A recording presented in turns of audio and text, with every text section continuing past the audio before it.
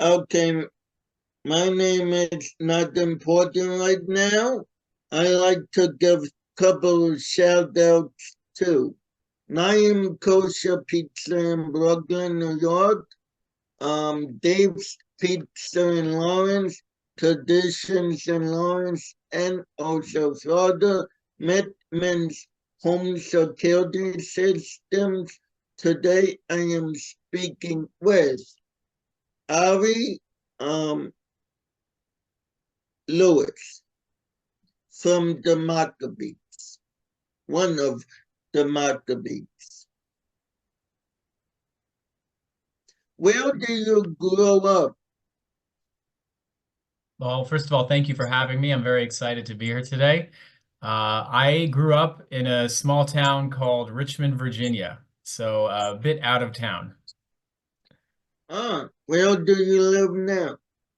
I live in Fair Lawn, New Jersey. Oh, where do you go for elementary school? So there is a small elementary school in Richmond, and it's called the Rutland Torah Academy. Oh, where do you go for high school? So high school was interesting. With being in a small community, we didn't have a high school yet when it was time for me to enter high school. So in my Oh, freshman year, I boarded in Silver Spring, Maryland, and I attended the Melvin J. Berman Hebrew Academy. And then for my 10th grade, they actually opened up a yeshiva high school in Richmond called Yeshiva Virginia. It's still open today. It's still thriving. And that's where I spent the next 3 years of my high school. um, where did you go for base medrash or did you go to college? So after I graduated high school, I stayed 1 year in Richmond, and I studied in Beis Medrash at the yeshiva with a Oh, few of the graduates, and I attended college at night. And the following year, I went to Israel for Shana Aleph and then Shana Bet at Torah Shraga. And then after I completed 2 years there, I came back and I attended Yeshiva University for 3 years. okay. Um, what did you do after college? I actually met my wife in college. I got married as soon after I graduated, and I started a family. Baruch Hashem, now I have four beautiful children. Uh, Initially, after college for my career, I thought that I wanted to do marketing and advertising, but I quickly learned that it was a very brutal and demanding world, the advertising world, and it didn't give me a chance to focus on my passions and my personal goals, including my family and my music. So I switched to Jewish nonprofit. I've jumped around a few places, but now I'm currently in Yeshiva University, back in my alma mater. I work in the admissions department. So I help high school students and transfer students who want to come to YU. I help them through the process. I educate them about YU, about Yeshiva University. I help them fill out their application, and then I ultimately accept them into the university. And I've been here for almost 3 years now, and I really love it. Wow. What what did at what age did you start singing? That's a good question. I didn't start singing professionally with the Maccabeats until later on. But if I have to think back when I started singing casually or just for fun, Yeah. I remember growing up in shul and competing with my friends to be able to sing Anam Zemiros for the Amid on Shabbos, or Adon Olam or Yigdal, something like that. So my singing roots go back pretty far. My mother likes to tell the story that before I could talk, I would hum and sing songs. So music is kind of in my blood. And Baruch Hashem, later on, I had the opportunity to sing with my friends, to sing in a wonderful group, and now I'm doing it part-time, but I'm doing it in a capacity in a way that I never imagined possible. May I ask, how did the Maccabees come to be the Maccabees? Absolutely. That's a great story, and I love to tell it. So we were all students at Yeshiva University, and it's kind of tradition for a college to have at least one a cappella group on campus. And Yeshiva University is a small university compared to others, but even for our size, we didn't have one a cappella group. There were a couple members who stepped up and started a club at YU. Yeah. Just a chance for us to get together and sing, to do something that we love to do. They sent out a couple emails for tryouts. Me and my roommate, we were excited because we love to sing together. We sang in Israel and yeshiva for 2 years together, and now we got a chance to sing, to continue to sing in college. So we signed up for the auditions.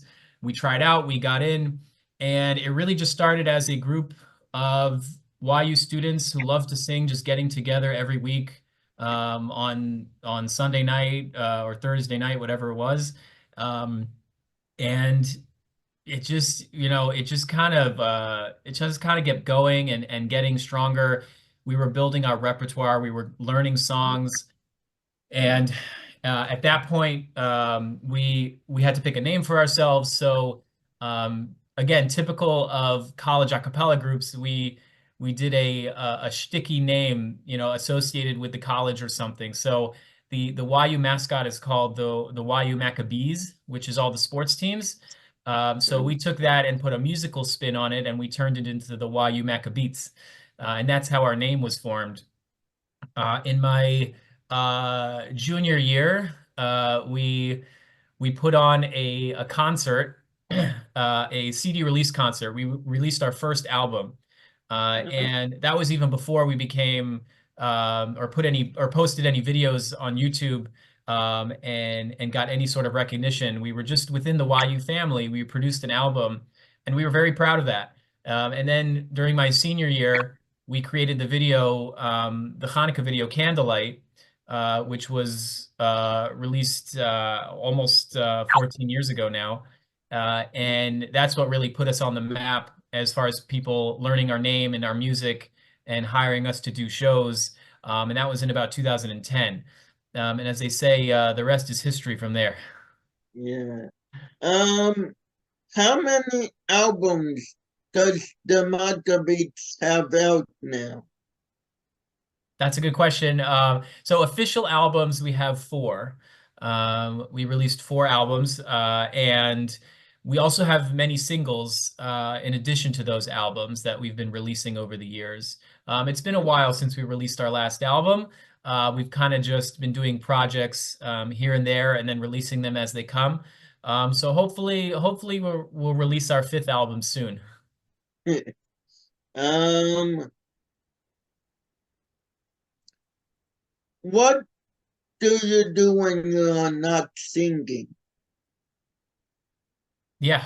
So, unfortunately, I can't sing full time. That would be the dream. But like I said, I work at Yeshiva University. I work in the admissions department. That's my career. And like I mentioned, at home, I'm also a father and a husband, Yeah. to a wonderful wife and four beautiful children. And that takes up a lot of my time too. What what does the rest who is the longest Maccabee to be in the band? So I joined the group in 2008. In there are members in the group who have been singing together since 2007. And that would be, I think, three members are older than I am, but just by 1 year. Oh. What what do they do when they are not singing? Yeah, so there's 12 of us. There's 12 core members of the group. And we do a lot of different things. Let's see, we have four lawyers in the group. We have a doctor, we have an architect, I work in college admissions. That we have a dentist. Yeah, we're doing all different things to keep busy and to to have a career. Wow. Um, what is your favorite song of all your albums? Yeah, that's a tough one because we put a lot of work into all of our songs, and they're all they all come with their own little memories attached or their own little feelings. But if I have to pick one, it would probably be One Day. One Day was one of the first videos that we put out. It was the first, actually. It was before the Candlelight video.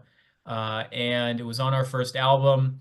And it's a song that I get to sing, which I'm a little biased, but it's also it's one of the last songs we sing in every one of our concerts. So there's a lot of energy in the room. It's a really like electric time of the show where you're kind of closing off on a high. So that's a really special song for me. And the message of the song is also very important. It's a song of hope, a song of peace, and that's really the bottom line message that we're trying to spread across the Jewish world and the world at large. Um, at what age did you start performing live? Yeah, I never thought I would have to perform live for anyone. Singing was really just a hobby for me, and the chance to sing with my friends just casually at night after class, that was a dream for me. And it wasn't until people started hearing about us and hearing our music and wanting us to share it with them, that's when we really started performing for the first time. And I'm not including piano recitals when I was 6 or 8 years old. I won't count that. But singing as a Maccabee, I think we did our first show in 2009 for a local shul in Washington Heights. They asked us to sing at Shabbos lunch at the shul, and that was our first performance. No. What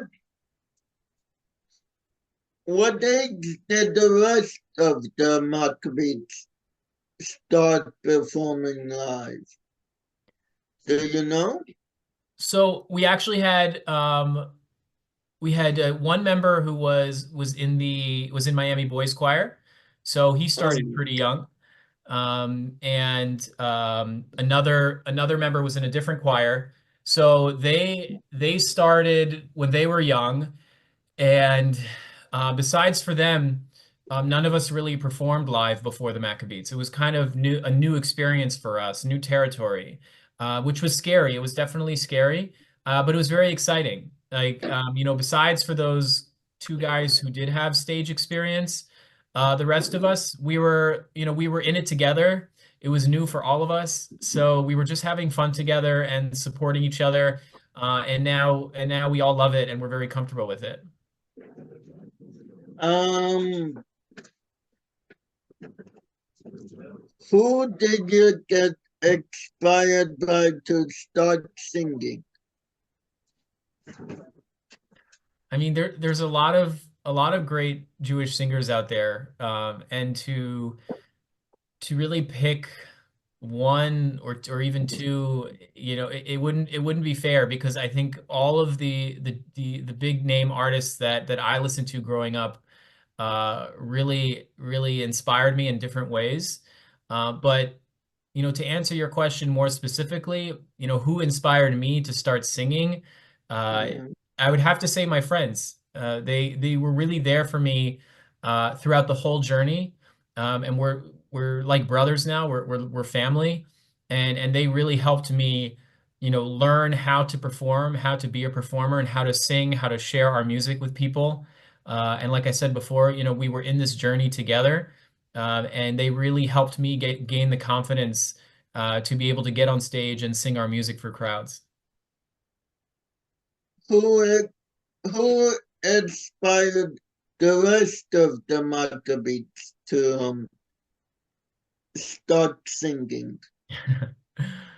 You know, I wish I could answer for them. I'm not sure. I'm sure they have all their answers, but I'll give you one answer. I'll single out one group, and I'll say that's Lev Tahor. I grew up listening to Lev Tahor, and their beautiful tight harmonies, and they were very inspiring. And I think that I learned from their albums how to harmonize and how to sing, how to blend with other singers, and they really inspired me as far as a cappella technique and how to sing properly. Do you are you coming out with a new song or album? I wish I could say we have something coming. We're working on some little projects and hopefully big projects soon by the end of the year. Hanukkah is kind of our thing, so look out for a Hanukkah video this year. But hopefully we'll do some little things before that.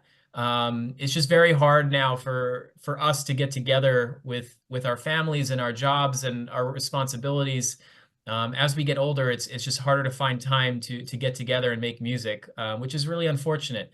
But you know, we do have our responsibilities. So we're trying hard.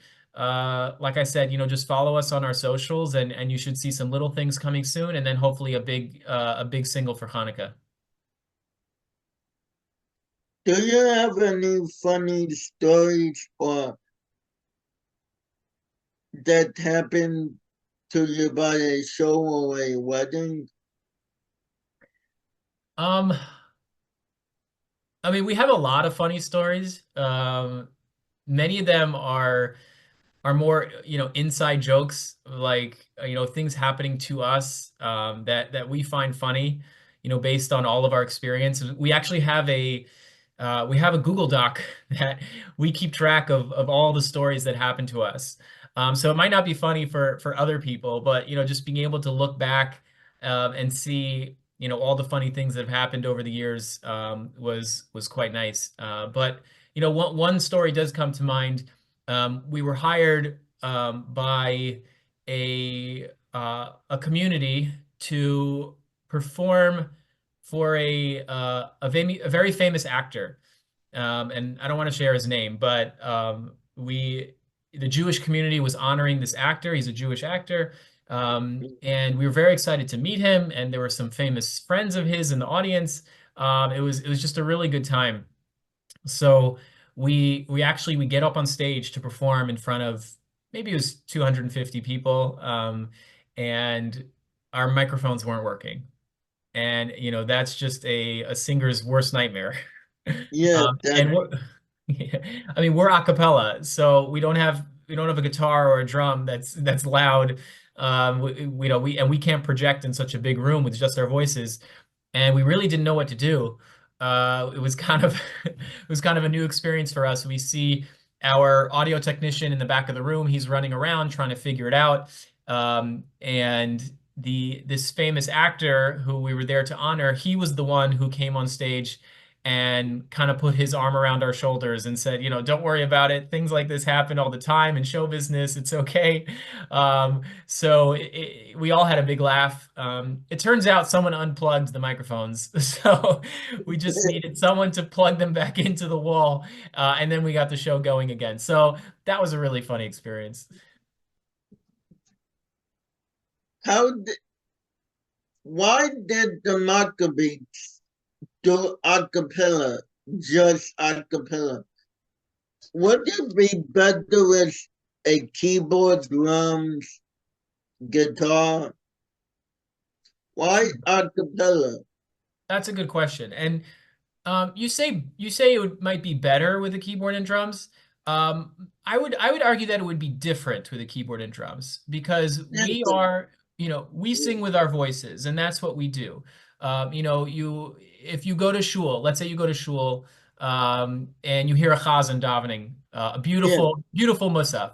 You know, you would say, what, you know, wouldn't he sound better with a keyboard or drums? Maybe, Yeah. but obviously it's Shabbos, you can't do that. But you also lose, all the beautiful voice that he has because it's taken over by the instruments. And the instruments are wonderful and they have their place, but there's also a place for the human voice. Like we like to say on stage, the human voice is the only instrument with a soul. And if we're able to produce music with just our voices without those instruments and give people a product that sounds really nice, we have to work hard, that's for sure, to make it sound beautiful. But the end product is just it's different. It's something unique, and something that people can really appreciate. When you hear the sound of seven or eight voices coming together and creating harmony, there's nothing quite like it. Yeah. Um, you went to the White House. Yes, twice. Oh, really? Hmm. Oh, you was on the news. You did.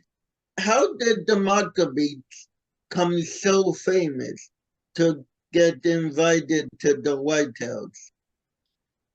Yeah, you know what? I wish I could answer that question, but you can never predict how these things are going to happen. We released a Hanukkah video, Candlelight. Uh, it was supposed to be just a funny video for our friends and family, and then people heard about it and they liked it and they started sharing it, and then it got shared all over the world, and we had nothing to do with that. In today's day and age, it's kind of just, we call it viral, right? Something that goes viral. And there's no really formula to go viral. People are trying every day, trying very hard to go viral. And that's the goal. And we've been trying to replicate Candlelight for 14 years now, and we still can't get a video as popular as Candlelight. So we're not really sure how it happened, but Baruch Hashem, it did happen, and people did hear about it, and they reached out to us, and they wanted to hear from us, and they wanted to hear our music. And now we have the opportunity to travel all over the world and share our music with Jews and some non-Jews also all around the world. Yeah. You no one, no acapella group were in the White House was on the news got famous as the Maccabees. We've definitely been blessed with our publicity, but I will say that there are some other really wonderful a cappella groups out there. I know of at least one who has been to the White House, and probably a few others, and definitely have been on the news. Just off the top of my head, 613 is a wonderful group that we're very friendly with. We're friends with those guys. They've been doing it much longer than we have. And there's also the Y Studs, who are another product of Yeshiva University. I know that they've attended the White House as well. Oh, So these opportunities, are available to the other a cappella groups. And again, it's just a bracha that we're able to do it. um, do you have any inspiring words or something to share with the world? I thought you said you don't want to be famous. Um, with the world, based on what we've done here with the Maccabeats, and what I was just saying before, don't try to be famous or be viral. Don't do something because you want to be famous. That shouldn't be the goal, for anything. Your recognition will come with hard work, and that applies to everything in life, for music, for your job, for your family. Um, you know, if it's something you love and it's something you're passionate about, just work hard at it and do a good job, and just be proud of what you make. And that's really should be the goal, to just be proud of what you can do and what your capabilities are, and Hashem will provide the rest. Wow.